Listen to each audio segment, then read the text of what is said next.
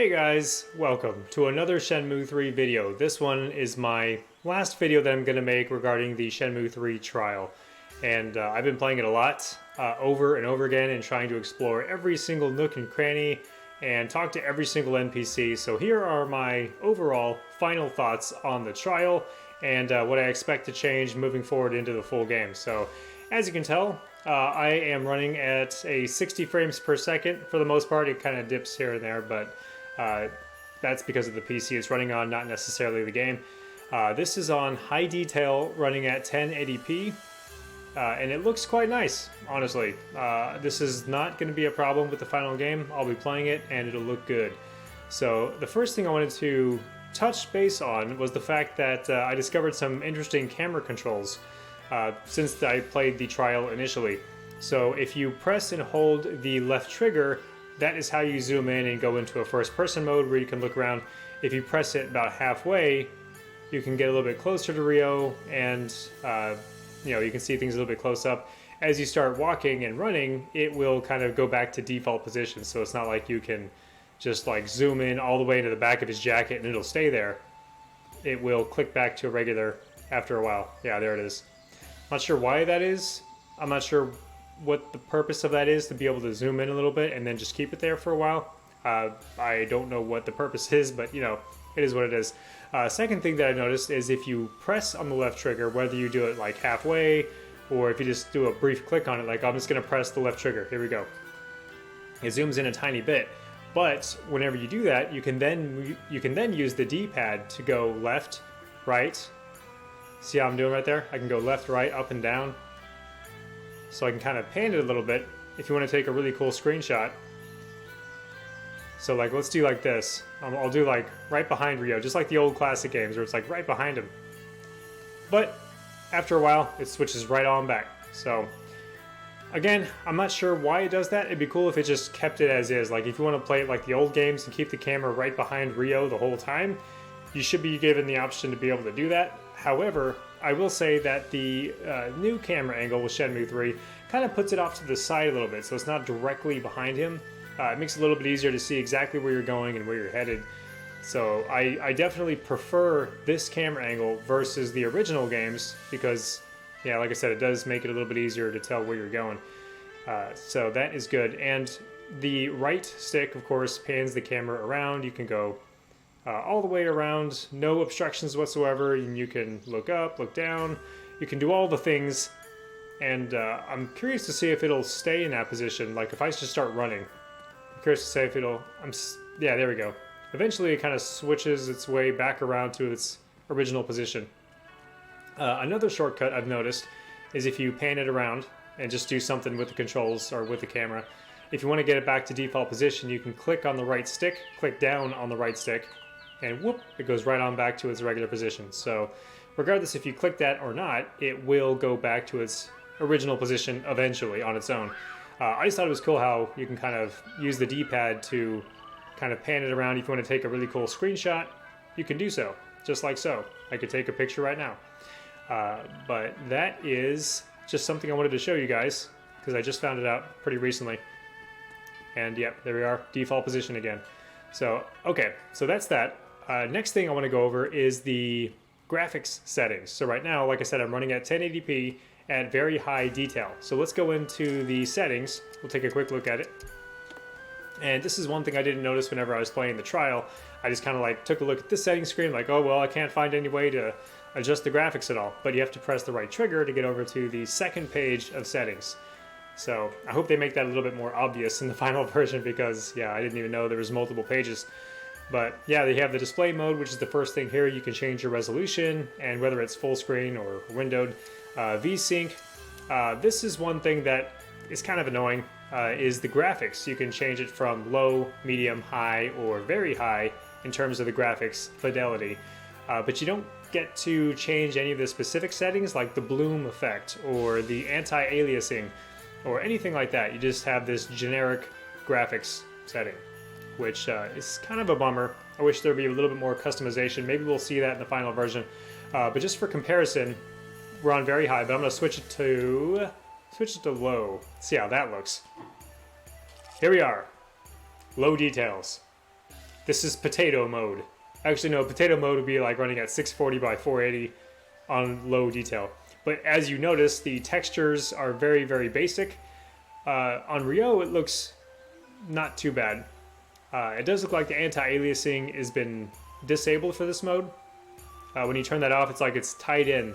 You can't control that independently. But yeah, anti-aliasing appears to be turned off entirely for this mode, and the textures are basic. The flowers are pretty much gone in this mode when you compare it to very high. Butterflies are still there. The water is definitely less fancy looking. It just has a very basic reflection quality to it. Let's take a look here. I'm just going to run. There's some flowers over there, like a lot of flowers, and oh, here's some. You can really notice the difference. See, you can see flowers, but as you approach it, they start to become a little bit more complex. Yep, boop, it just kind of pops in there with the stems and everything. So, yeah, very distracting. If you're running on a super low-end PC and you barely meet the requirements, unfortunately, you may have to play on this mode. I pity the fool. I pity the fool that's got to play on these settings. Get a PS4, at least. Okay, so let's change it up. Let's switch it to... we're going to go to medium, just to see what the differences are. Okay, flowers look way better on medium settings. Anti-aliasing is in effect, probably a 2x or 4x, I'm not entirely sure. But it looks good. It looks significantly better. Significantly better. There's still a little bit of pop-in as you walk and approach these flowers. You'll see them kind of change the complexity a little bit. Much better, though. Much, much better. This is infinitely better than low details. Okay, so we're going to switch it up, take it to high. Here we go. And yeah, this is when the grass starts to take shape. Because in low detail, there was no actual grass. It was just like a flat green texture. It wasn't actual blades of grass that you can walk through and has volume. So when you put it on high settings, you get the grass, you get the flowers. Not quite as detailed as very high, of course, which is, you know, what you would expect. But yeah, this is a good way. If you have a PC and it's pretty low end, if you can run the game at least 30 frames per second on high detail, I think you're good. You're in good shape. You can still experience the game and yeah, play through it and experience everything it has to offer at a decent frame rate with decent details. So yeah, very nice. And the water looks good. You can see through it. It's got some translucency to it. It's got reflection. This is a good way to experience the game for sure. All right, so now back to very high. And here we go. There's really not a ton that I've noticed between switching through between high and very high. There's not a huge amount of detail that you gain, I've noticed, at least not in this area, kind of like looking around. Let's go into an interior shop and we'll see what it looks like here. All right, here we go. What's up, dude? All right, so here we are. We are in the shop. Of course, everything is looking really nice on very high. Let's switch it to low. Yikes! It's actually not that bad. The anti-aliasing or lack of really stands out. Especially at a lower resolution like 1080p. But it doesn't look terrible. It doesn't look terrible. I think you're going to notice the most difference switching to low detail if you have a low-end PC if you're outside. Internal spaces actually aren't bad. Let's look in a drawer. Let's see if we can look in a drawer. Okay, let's do this one.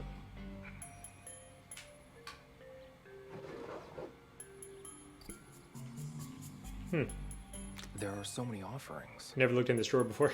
All right. So we still get lots of detail.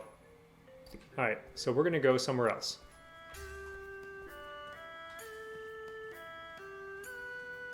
All right.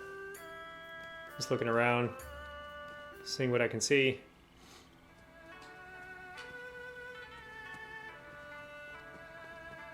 This is once again low detail. The trees, wow. Those look pretty, pretty fugly on low detail. From the distance, it looks like a two-dimensional sprite instead of an actual complex polygon model. but as you approach it, the leaves start to take shape and complexity pops in. Yeah, really distracting as you're walking towards things and they become more detailed. The character models seem to be pretty high quality, even from a distance. Like, you see that large man back there in the distance. He still looks pretty solid, pretty good. But, yeah, the tree, look at that. Okay, the tree looks terrible, but as soon as I zoom in, it all comes in.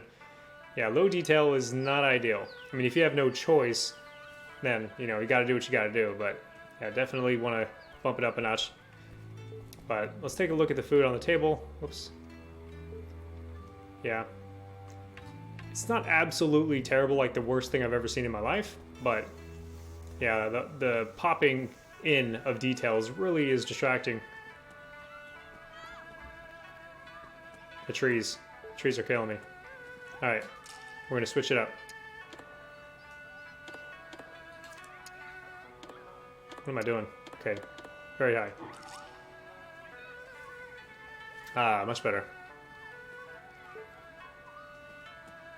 Yeah, it still looks a little bit... It seems like it forces anti-aliasing. Like, I think I've got like 8x anti-aliasing or 16x going on right now, but it's tied into the overall graphic settings.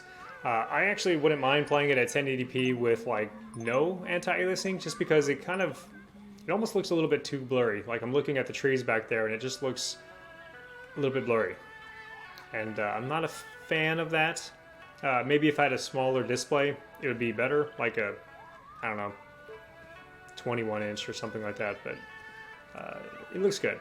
It looks good. I could definitely deal with it. If I had to play the game, you know, exactly like this in this mode, I would be totally okay with it. It looks great. All right, so that is it. That is all I got for that. I just wanted to show you guys the camera controls and kind of the things I've discovered about it, and the graphic settings, and kind of going over what is available, at least in the trial. Like I said, that may change. It may or may not change for the final version. I do hope they add a little bit more customization when it comes to the graphic settings. Like I said, some people really like the bloom effect, some people hate it.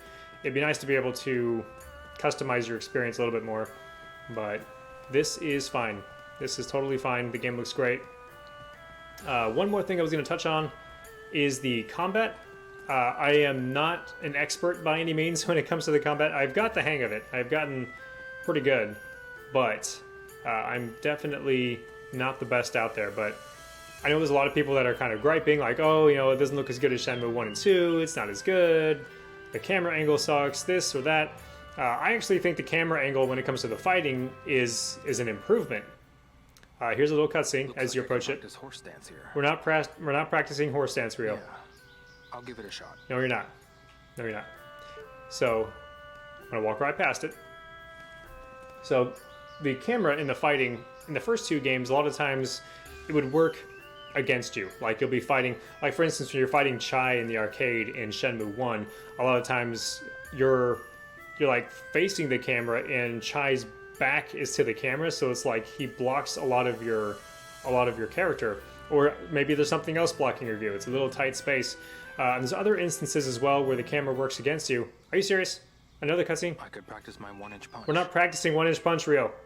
Sure, I'll give it a shot. No, you're not going to give it a shot. I'm holding the controller. Okay. But yeah, what I was saying is that the camera actually works against you a lot of ways in Shenmue 1 and 2. Because Virtua Fighter, the Virtua Fighter engine was designed as a one-on-one fighting game. It wasn't designed for what Shenmue uses it for, even though it works pretty well. You know, I like the fighting in Shenmue, but at the same time, it wasn't designed as a fighting game, so you're basically fighting other people within these environments that were designed for exploration.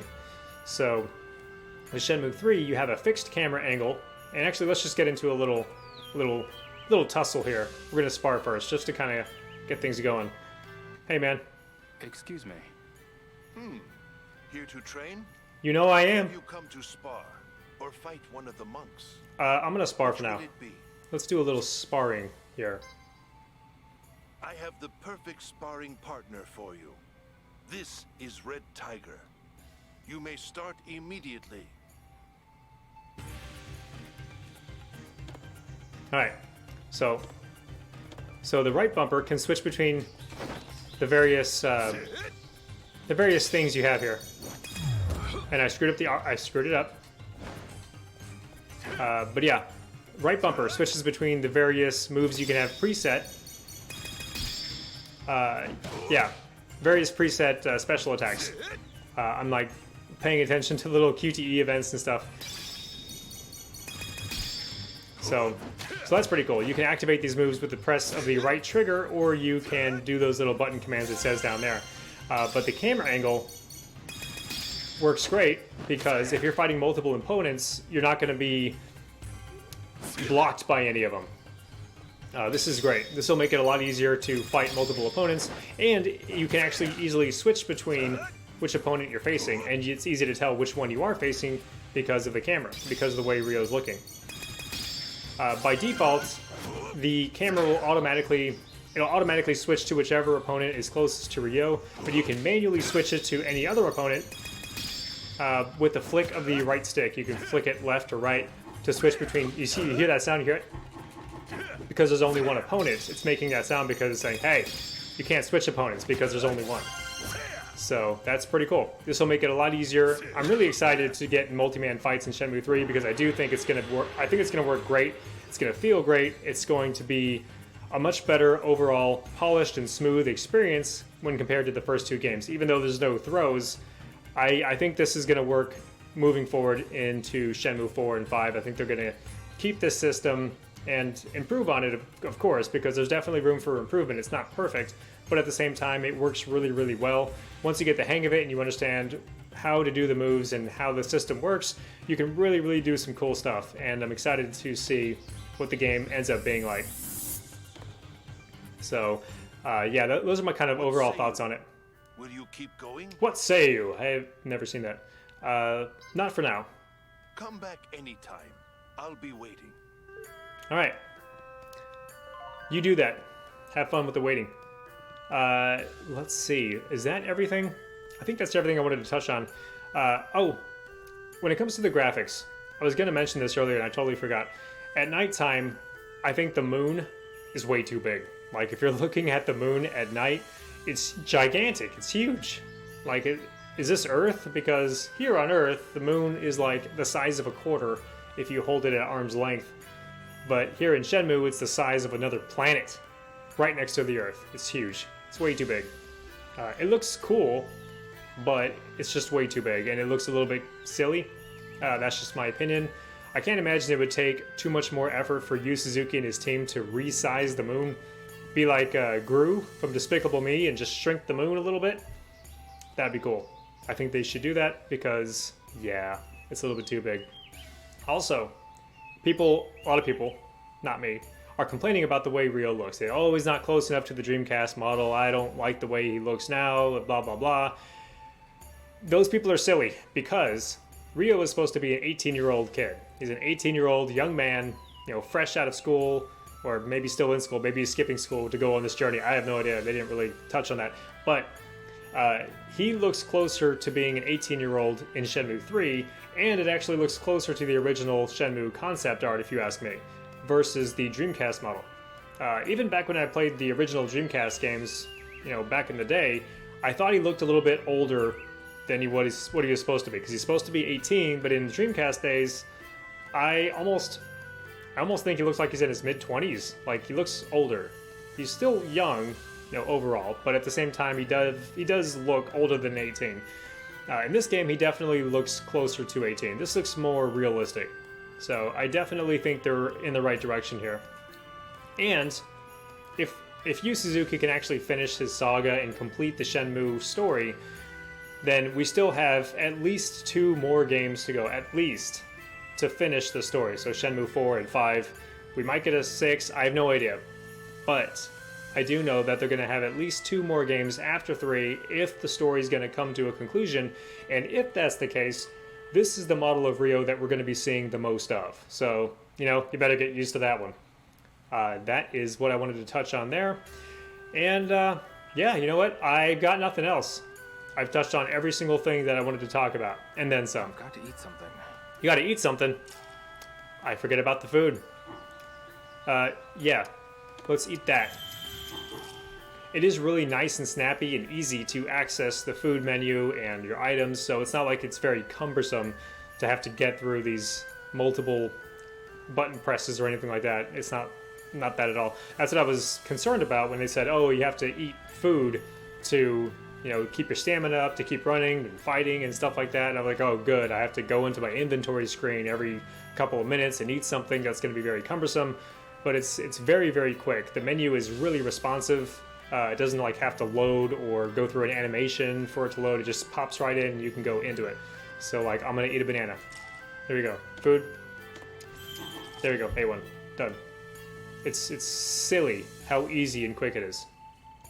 Alright, another thing I want to go over is the key items section of the inventory, which you may have noticed from other people playing the game. I didn't really look at it until after I had recorded my initial playthrough. But yeah, it's got a lot of the cool stuff that he always has in the first two games, like his watch, for instance. Looks as good as, it says, yeah, YSNet right in the middle, Shenmue 3, looks good. Or was it YSNet? I don't know. There's contention amongst how it's pronounced. There's the sword guard that you get from Shenmue 1 from the antique shop. Still on your person.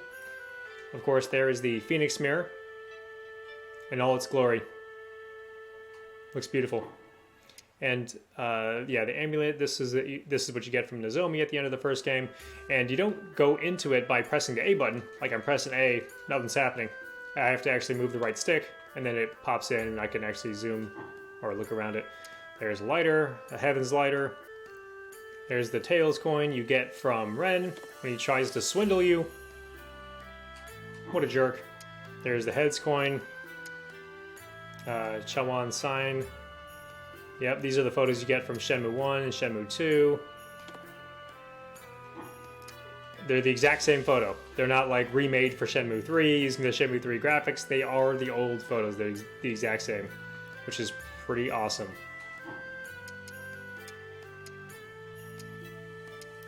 Yeah, pretty much a throwback. Yeah, you get all the items. They're all here. So yeah, there we go. A little preview, a little bit more of an extended preview of the trial versus what you got whenever I first played, although it was pretty funny. This is more of a final thoughts. I am really very much looking forward to the final game. I think it's going to be an excellent game. I don't think you're going to be able to level up your moves as quickly in the final game as you are in this trial, because you can get them pretty high up there pretty quickly. I think that's just done just to kind of show you guys the progression and see how it's done. And yeah, and just to close everything out, I'm going to go through a game of Lucky Hit. And I always hated running the Lucky Hit stands in Shenmue 2 as a part-time job. You have to like hustle people off the street and be like, hey, you want to play a game of Lucky Hit? And then like you'll get some old geezer come over and be like, I know the rules, shut up and play. I'm like, all right, let's play some Lucky Hit. And then of course they beat you a lot of the times, at least for me. They're like, ah, you suck, better luck next time. This is... Which board is the winner? Which one is not a scam? Geez. There's only one. I remember there being multiple ways to win in Shenmue 2, but this one, like, all of them are failures except for one slot. How much are you betting? Max bet. Alright, I gotta drop it down. Right here. This is the winner. Ready? 1, 2, 3. Winning. Come on. Come on, please. Oh, no, you suck. Alright. Let's try this one. For real this time.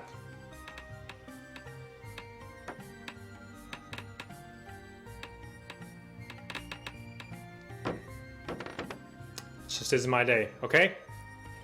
Last one.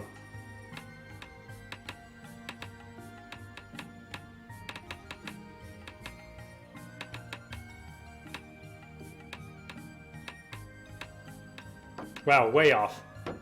Failed. And that's how you lose money in Shenmue 3. You play Lucky Hit.